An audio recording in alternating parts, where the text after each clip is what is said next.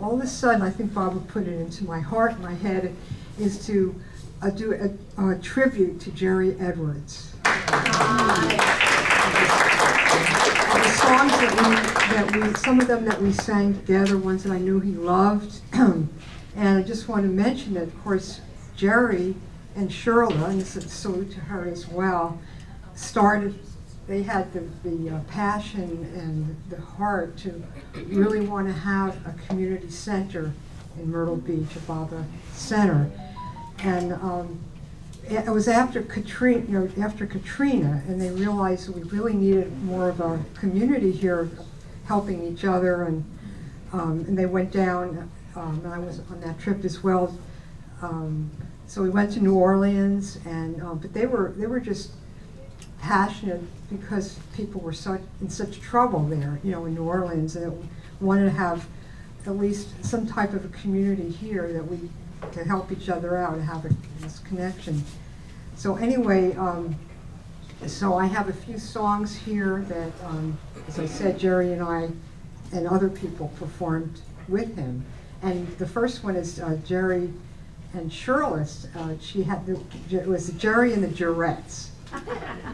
And Shirla would sing with him. The thing is, I will need a microphone where we'd be able to hook it up. Okay, starting with Maribod Gone Blues, and based on an old blues song called How Long Blues. So some of you might remember the chorus would go, tell me, Baba, tell me how long. So if you can kind of fit that in there, so move.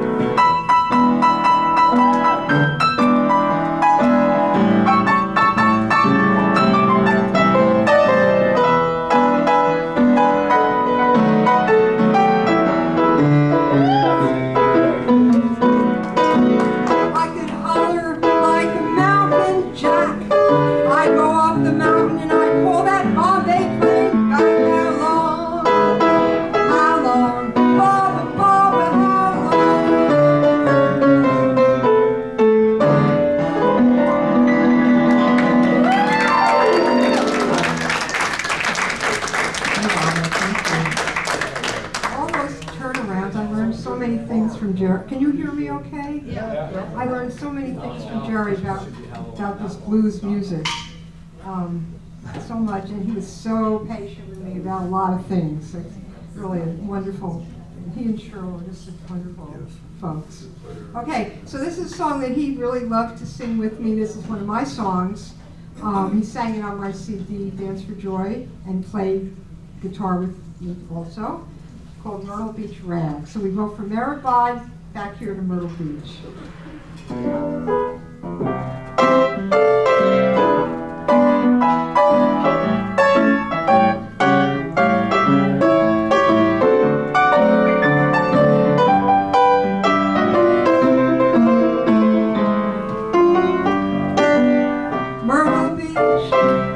Myrtle Beach,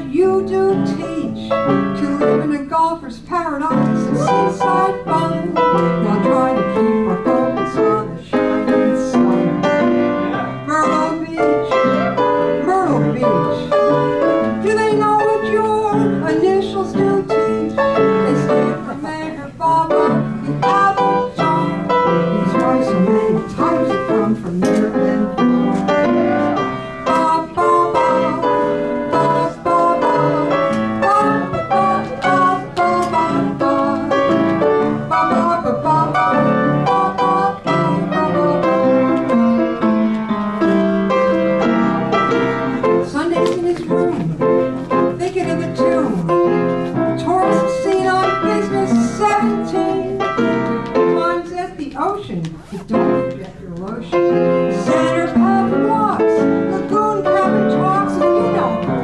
Ba ba ba, ba ba ba, ba ba ba ba ba ba, ba ba ba ba, ba ba ba. Myrtle Beach, Myrtle Beach. There is a lesson that you can teach. Good with sand, flatland, summer heat, traffic and fuss, for love and comradeship, in a 70-mile radius.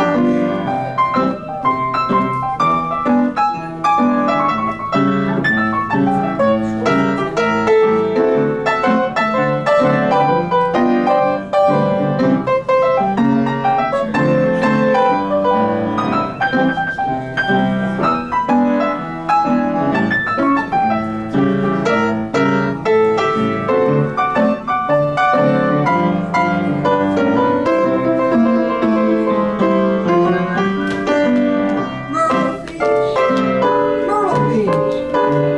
He really awakens, he doesn't teach. Our lives at this King's Road are surrendering to the King. All we can do now is try and sing. Everybody join me.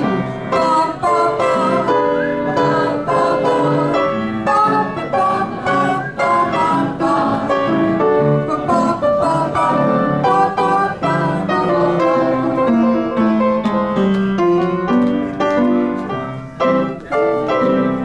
Happy, what a test.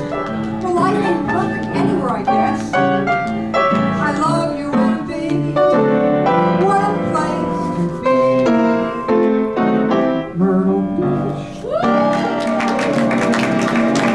Oh, sure, it's hot here sometimes. The world is fire. It's love.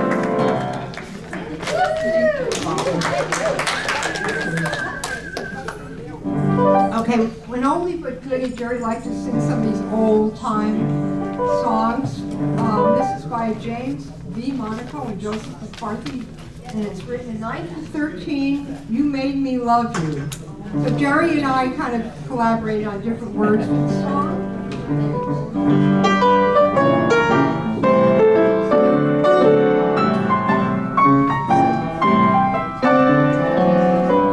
You made me love you.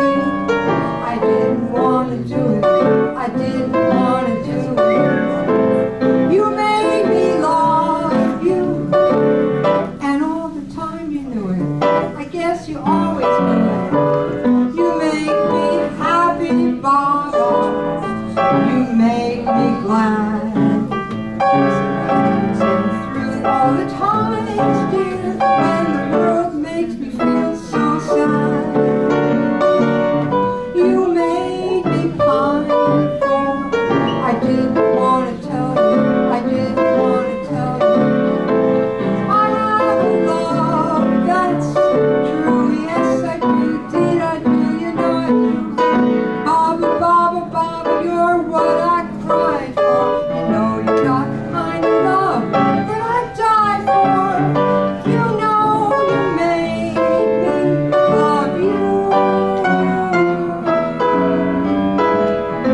You know you made me love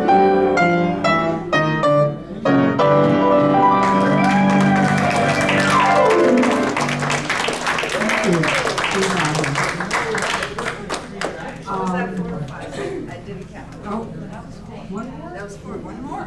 Okay. Yes, definitely. All right. I could either, okay, you have a choice. Either All Day, All Night, Meher Baba and Calypso, or Black Night leading up to Sunny Side of the Street. All the above. So,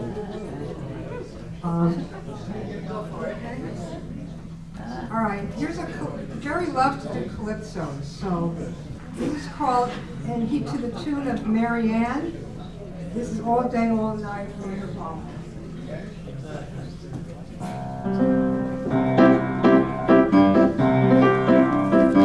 All day, all night, it's Meher Baba. People from everywhere to Ahmednagar.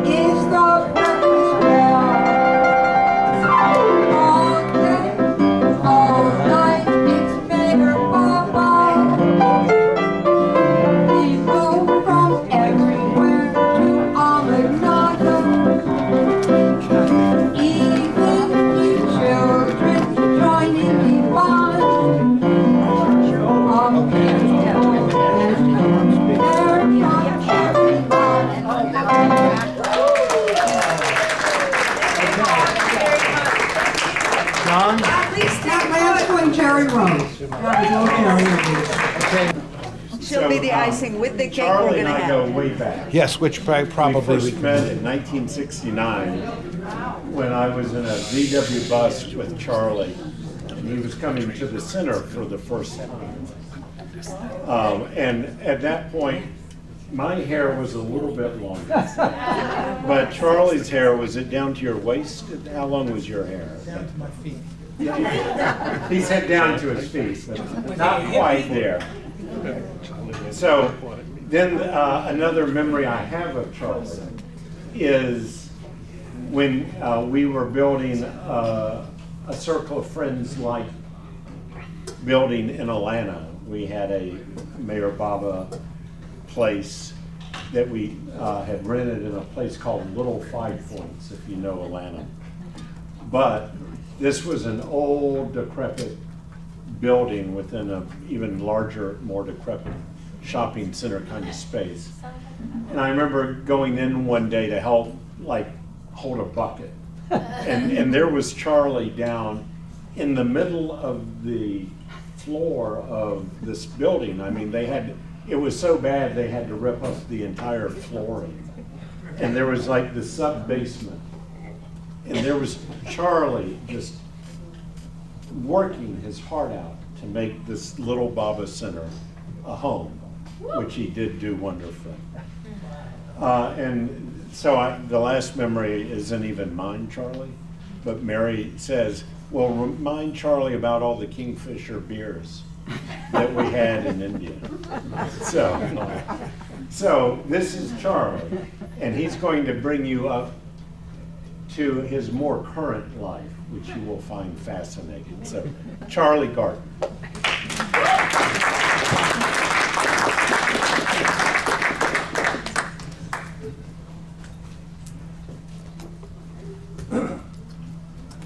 Good evening. Can you hear me okay? Yeah. So this will... Good. Hello? Did you hear me more now? Okay. Much better. So I've got a lot of stories, and I've got some Baba stories that are very interesting. I'm probably the only person here in this room who didn't grow up in America. I grew up in England. My father was a senior officer in the Royal Air Force and stuff like that. And then when he finished, we moved down to New Zealand. And when I was 17, I got on a ship and sailed across the Pacific to America and stuff. It's come to college here. And one quick little story, the place we stopped first was Tahiti. And it was a ship, there was only like 30 passengers on it. It was a freighter ship. We went on shore and stuff. Tahiti's one of the meanest, ugliest places in the world as far as sailors go. There's fights going on all the time and stuff.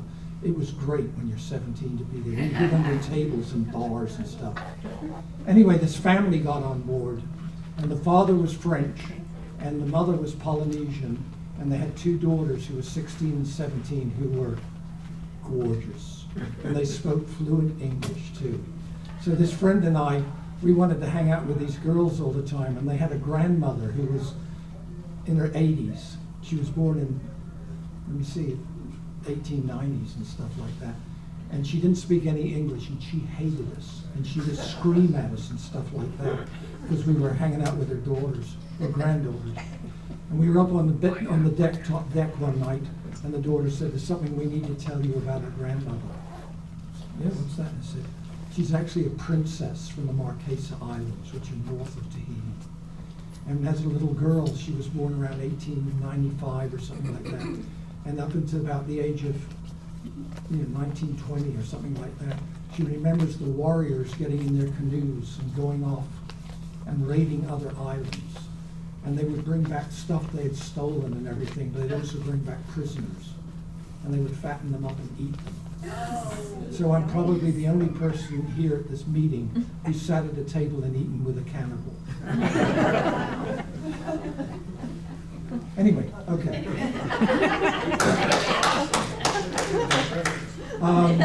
What I was going to try to quickly tell you about is my family and that I have a daughter who was born in a place called India. I had 3 daughters naturally, and they were Americans and stuff, was born here in America. They got along really well and everything like that.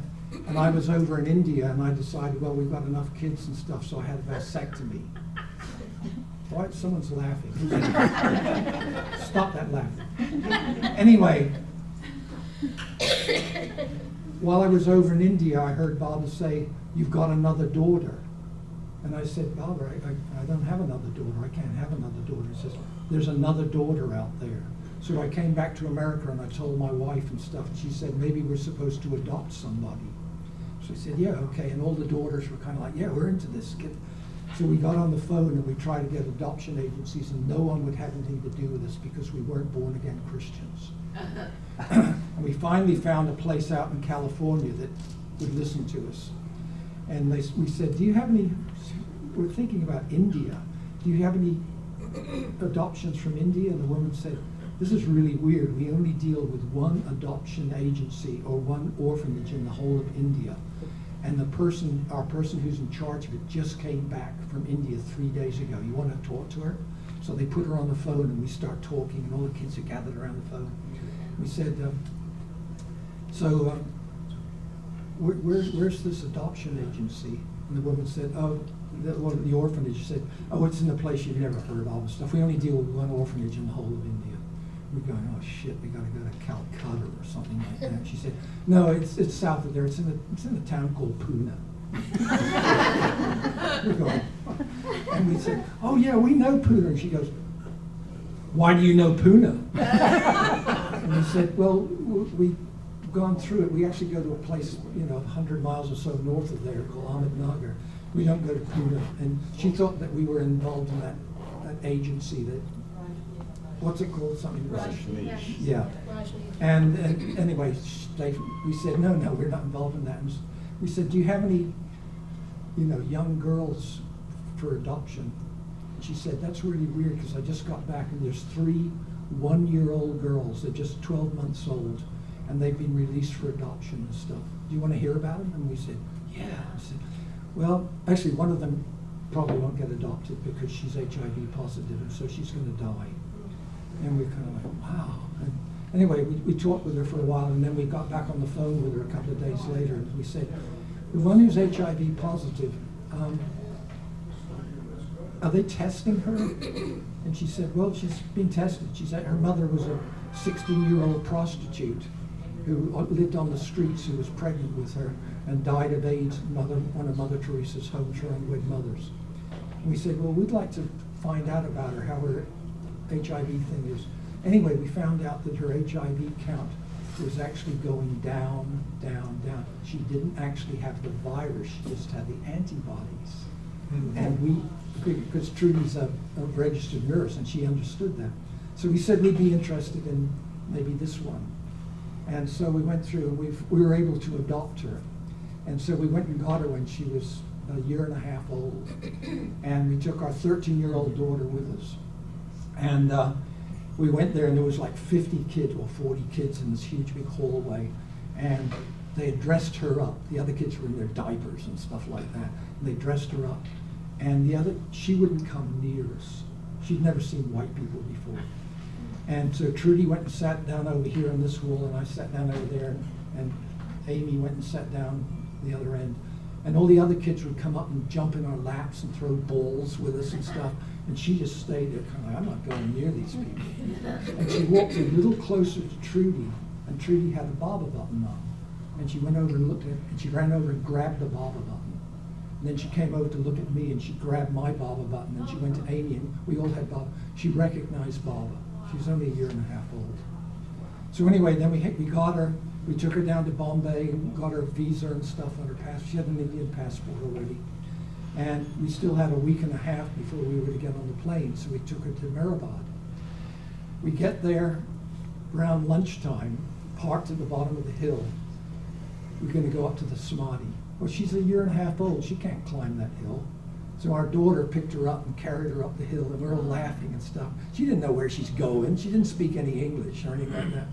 We get to the Samadhi, and there's hardly anybody there because it's lunchtime. There's maybe 4 people there or something like that. And Amy puts the little girl down on the ground.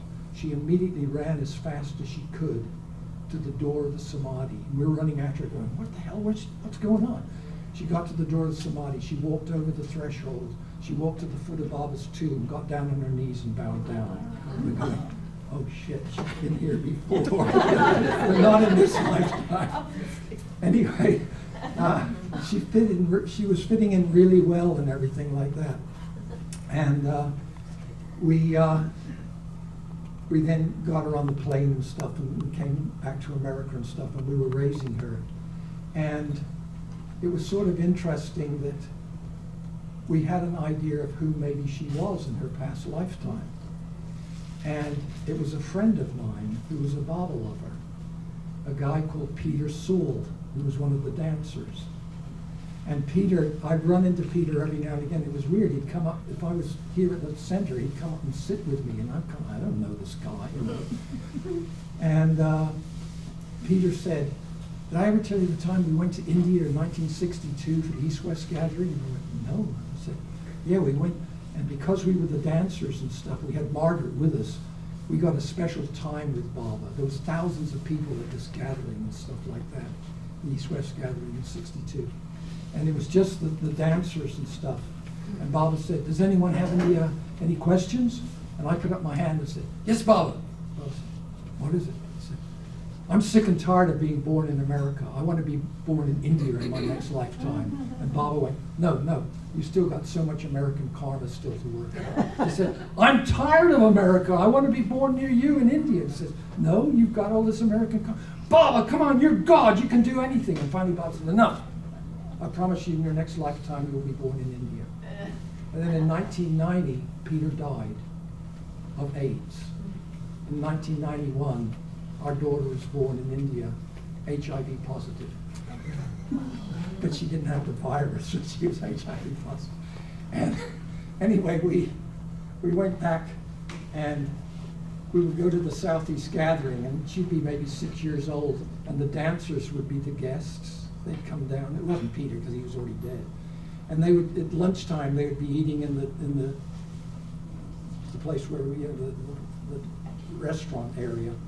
And she'd walk in, and they'd be sitting there at a table by themselves. And she'd walk over and she'd just eat with them. She'd never come and eat with us if they were there and stuff like that. So anyway, she's an interesting person, and it's been interesting for me she's very dark skinned, and I'm a white guy, which means I'm sort of top of the shit pile. People don't mess with me and stuff like that, but they mess with her. This because of racism here in America. And when she was a little girl, she would go to a camp in the summertime, and the teacher would get a turtle or something and say, gather around, kids, and let's look at this turtle. You know, the kids would go, wow, like that, and she'd go, ugh. And then some kid would slam her in the face with his hands, get your dirty black face out of here. And they would call us, and we'd have to go and get her and stuff like that. And one time I was over in India with her, and she's gone back to India a number of times. And I think she was maybe 16 or something, and we were outside the tomb, I guess.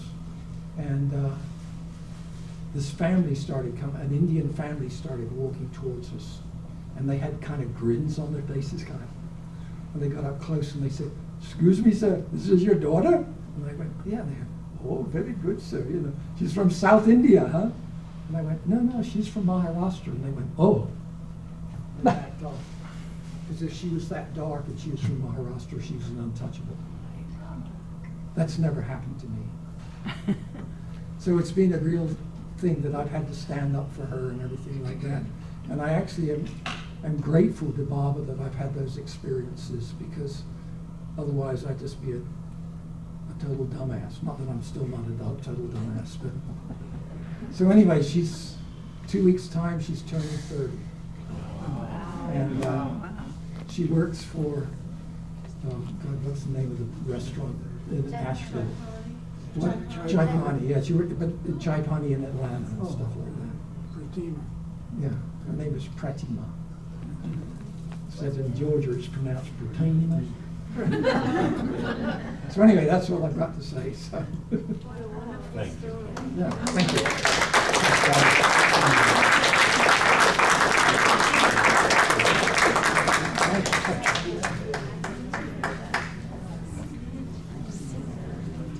Please help me with welcome Kathy Riley. I think, just following along the lines of talking about one's own journey. Thank you for sharing that, Charlie. That was beautiful. I think what's really helped me through this stretch, the last 9 months, is really singing for Baba and with friends. So I would love it if you would sing with me. The first song that comes to my mind is that beautiful song, How Can I Keep From Singing? And would you join me? My life flows on in endless song above earth's lamentation.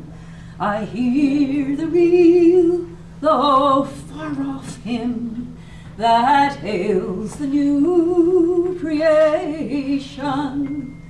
Above the tumult and the strife, I hear its music ringing.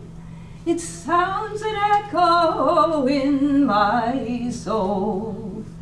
How can I keep from singing?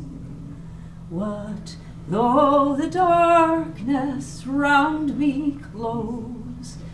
I know the truth, it liveth. What though the darkness round me close? Songs in the night it giveth. No storm can shake my inmost calm, while to that rock I'm clinging. Since love is Lord of heaven and earth, how can I keep from singing? My life flows on in endless song above earth's lamentation. I hear the real, though far off hymn that hails the new creation. Above the tumult and the strife, I hear its music ringing. It sounds an echo in my soul.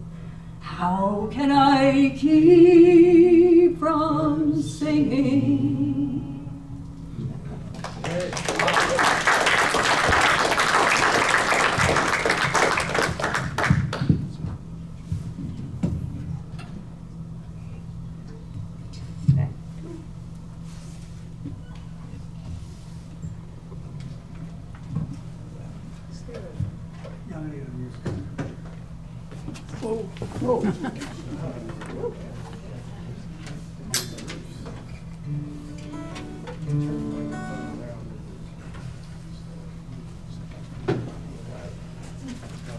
Another sing-along, please.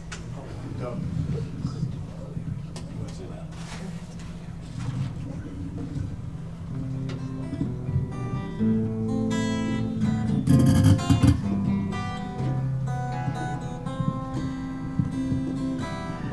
you want to play?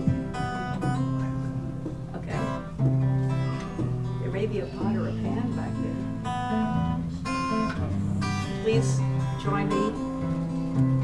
Kind friends all gather round, there's something I would say that brings us together.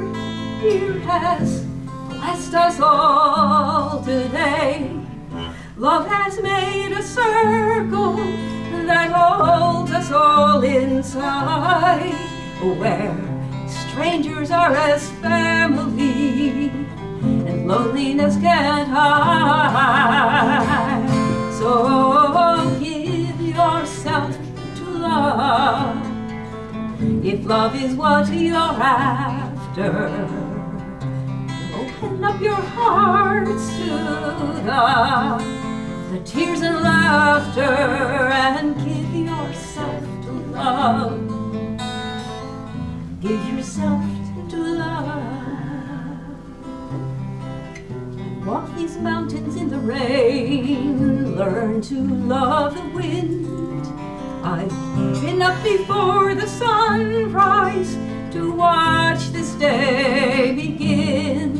I always knew I'd find you, though I never did know how. Like the sun on a cloudy day, you stand before me now.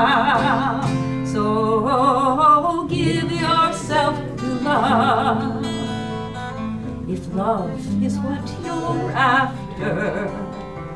Open up your hearts to the tears, the laughter. Give yourself to love. Give yourself to love.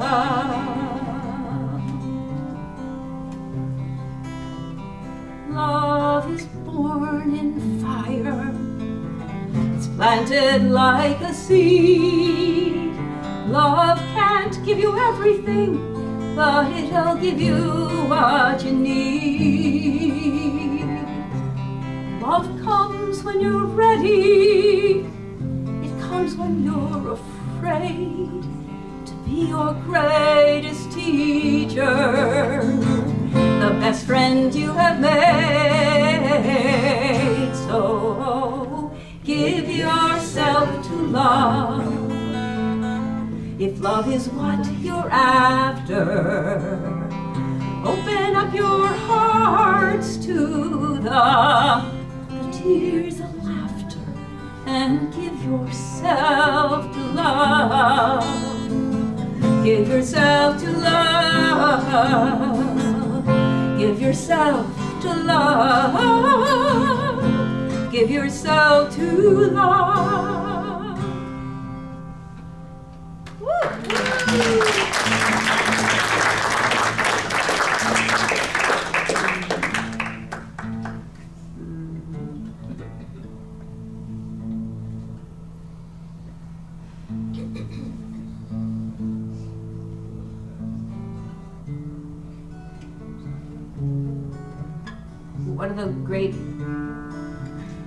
One of the great joys of moving to Myrtle Beach when I did in the early 70s was hooking up with Bobby O'Brown. So could you sing this one with me? You are born to every man will feel your love. Every man will feel your love, your love, your love, your love. You are born to every man will feel your love. Every man will feel your love, your love, your love, your love. Every age you come to us to instill your love in us, so that we may be true to the trust you repose in us. Love divine so pure, always will endure the passage of time until you come again. And once more, you are born to every man will feel your love. Every man will feel your love, your love, your love, your love. Every age it's just the same. You come back to play your game, winning hearts to the divine beloved, worthy of love, 'cause you are love, divine love.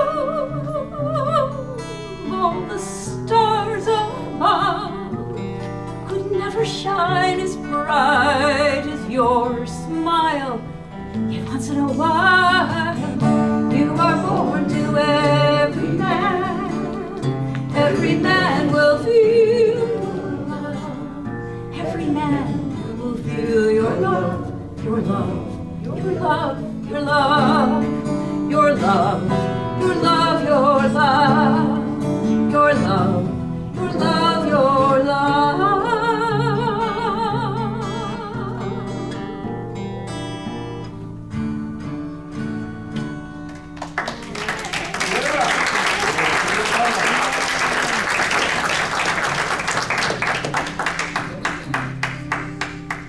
I wasn't going to sing a sad song, but I think I better.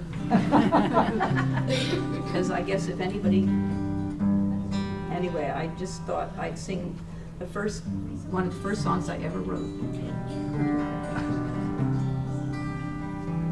Following a difficult time, so I guess the real takeaway of difficult times and songs, if you are a composer, is that good things come out of sad things.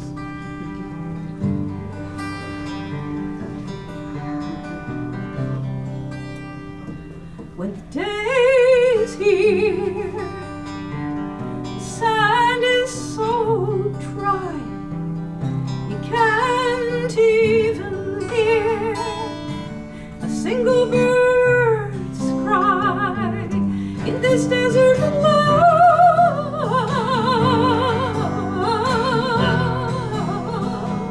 Hold us up in your arms. Hold us up in your arms.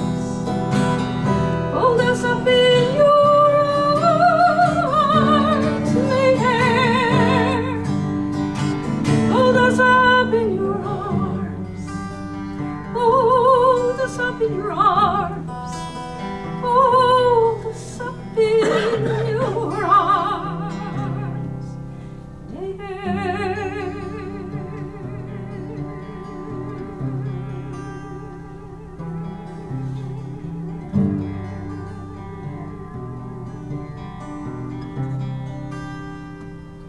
When the day's gone, the night is here.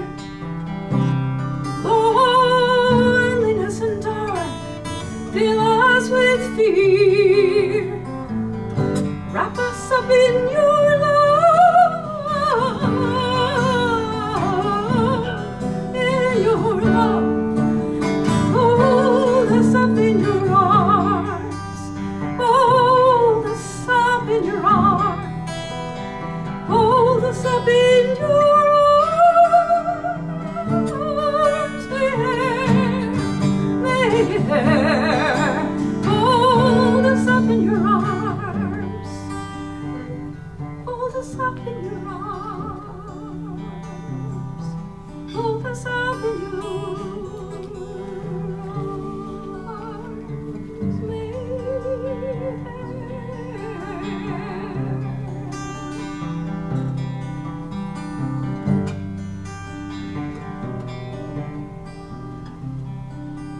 when the ocean is so wide, our ships are so small, the waves across our bows crash and fall. Lend your hand to steer.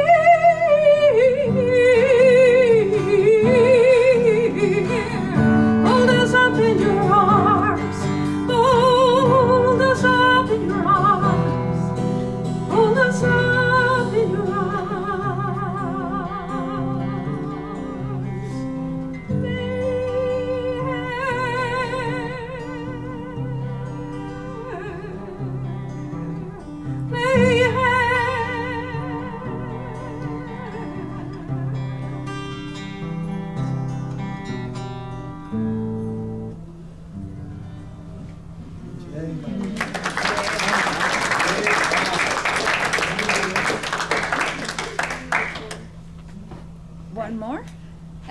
one more, and then Sure, we're sure, gonna sure. have cake, Ooh, cake with Baba on it, and the grand finale prize. So please, okay, so please a sing-along.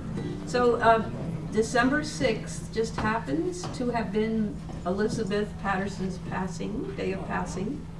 And one of the wonderful moments I had with Elizabeth Patterson was after she couldn't drive anymore, was taking her to church downtown at the Methodist Church. And when I sang this the other night, Warren Hicks was here from Atlanta and said, remember the name of the young assistant woman minister who came to bring some wonderful new energy to this Methodist church that had, this wonderful older man there for years. And this woman's name, he just reminded me, was Deborah Quilling. So I was telling Warren that it was thrilling to hear that her name was Quilling. But anyway, so Deborah Quilling got up there and she started singing. She gave this wonderful sermon, then she said, and I'm going to now sing a song, and she jumped up with the guitar and sang the Song of the Soul. And the chorus says, why don't you sing along? And of course, nobody knew it but me, So I was sitting there not singing this song because it was, everybody was, anyway, I was being a very good, quiet Christian girl at that moment.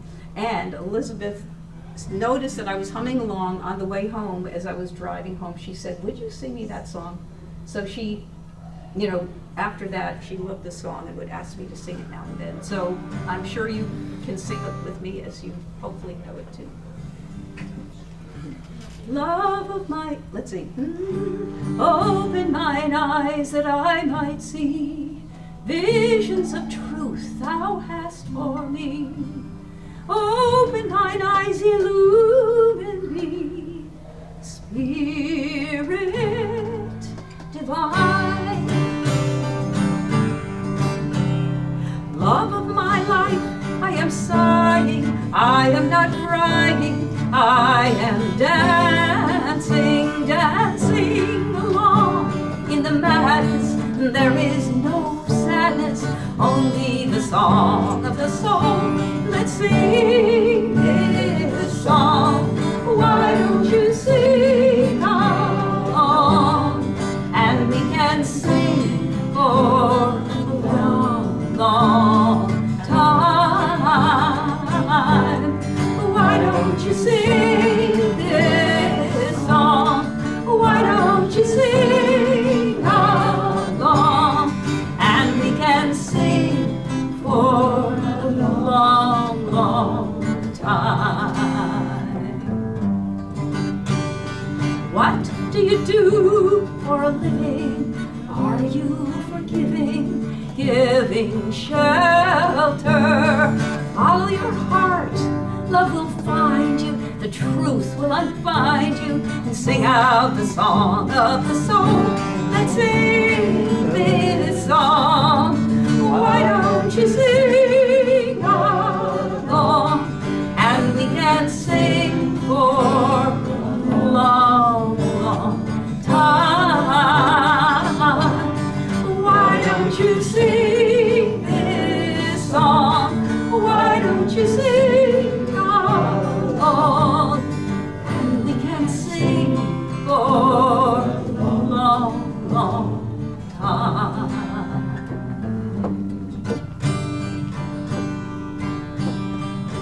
Come to your life like a warrior, nothing will bore you. You can be happy. Let in the light, it will heal you, and you can feel you and sing out the song of the soul. Let's sing this song. Why don't you sing along? And we can sing for a long, long time. Why don't you sing this song? Why don't you sing along? And we can sing for a long, long time. and we can sing for a long, long time.